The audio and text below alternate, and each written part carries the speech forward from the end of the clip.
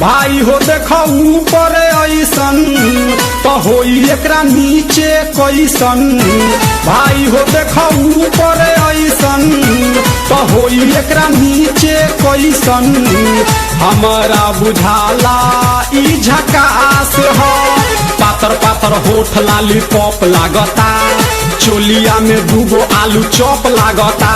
आ एक नंबर माल जिला टॉप लागता, एक नंबर माल जिला टॉप लागता। अब पतली कमरिया लापालॉप लागता। भाई हो देखो ऊपर ऐसन तो होई एकरा नीचे कैसन। हमारा बुझाला ई झकास है।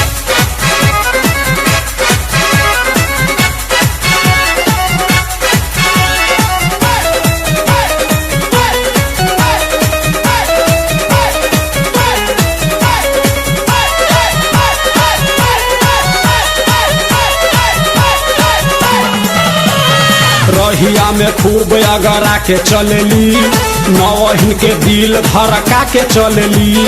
आ छोटे छोटे कपड़ा चढ़ा के चलेली, आ छोटे छोटे कपड़ा चढ़ा के चलेली। आ से कसी बदनिया देखा के चलेली। भाई हो देखो ऊपर ऐसन तो होई एकरा नीचे कैसन। हमारा बुझाला ई झकास है।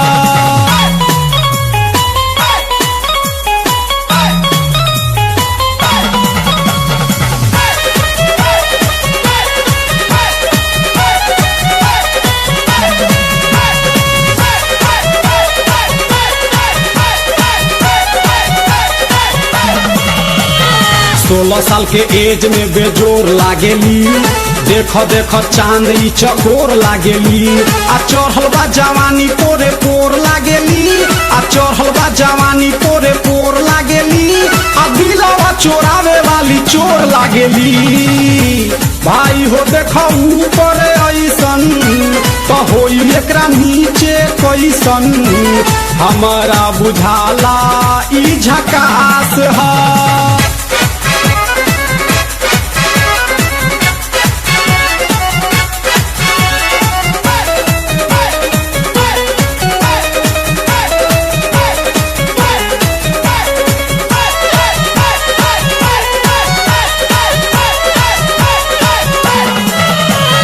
ऐसन माल पाई जे निहाल हो जाई, सकल बल मुआयब कमाल हो जाई।